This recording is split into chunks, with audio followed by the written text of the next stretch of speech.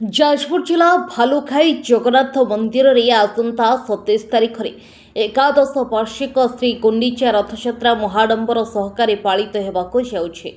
धर्मशाला Munshi melon committee और भालुखाई जगन्नाथ मंदिर committee मिलित आनुकूल्य रथयात्रा समापन कराजिबो। पुरातन कला संस्कृति और परंपरा रीतिनीति रे महाडंबर एहाको पालन कराजिबार व्यापक व्यवस्था करा जायछि।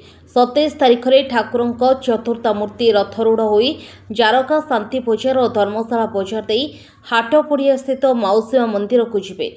मौसी मंदिर रे 9 दिन ठाकुर रहिबा अवसर रे कमिटी पक्षरु प्रत्येक संध्यारे सांस्कृतिक कार्यक्रम मान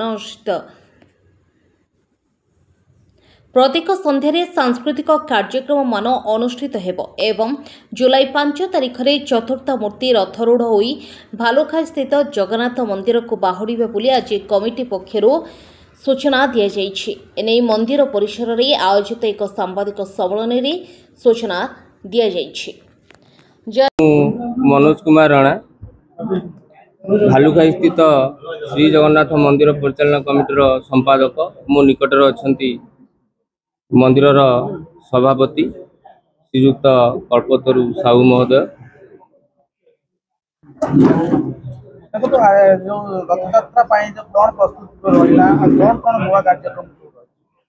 ए वर्ष मान्यवर विधायक धर्मशाला महोदय प्रत्यक्ष भाव में रथयात्रा समस्त कार्यक्रम को परिचालना करुछंती।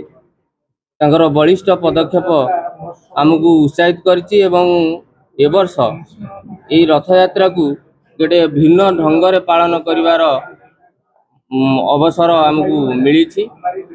आमे गुंडीचा यात्रा रे रथ सहित अनेक सांस्कृतिक शाला माटी जगन्नाथ गोटे बाहुड़ा गुंडीचा यात्रा और बाहुड़ा यात्रा गोटे पालन करा आईआईसी भाव में कार्यरत मत जेहेतु एठाकू निमंत्रण करा राजा भाव में मुझे परा करी निजक धन्य मन कर प्रभु जगन्नाथ कृपारू ये मोर हूँ थाना मोर अच्छे आईआईसी भाव में कार्य करुँची।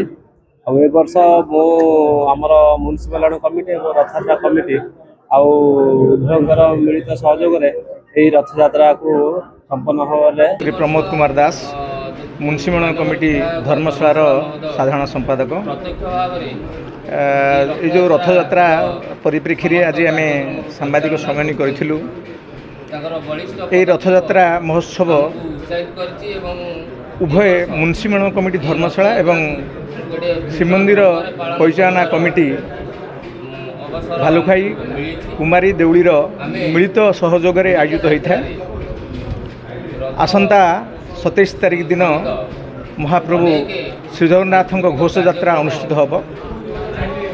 रथारूढ़ हो महाप्रभु भाई भौणी के सांगे धरी श्रीगुंडीचा यात्रा रे बाहरिबे एवं यही श्रीमंदिर भालुखाई ठारू जारका छकरू बौद्ध मूर्ति एवं बौद्ध मूर्ति पाखरू पुराना धर्मशाला जगन्नाथ रास्ता जो अच्छे सेठू जीवे छत्रतोटा हाट धर्मशाला जो छत्रतोटा हाट से श्रीगुंडीचा मंदिर जहाँ को मौसीमा मंदिर से अवस्थान करेंगे। यहाँ को 9 दिन व्यापी यात्रा कह जाए कारण ये यात्रा 9 दिन होता है। एक्चुअली ये जो कार्यक्रम अच्छी यह 12 दिन एठार अनुष्ठित हुए जेहेतु उभय कमिटीर कार्यक्रम मिलित भाव में हो संपर्क में सेठी 9 दिन ये 3 दिन धरी ठाकुर कार्यक्रम अनुष्ठित होता है।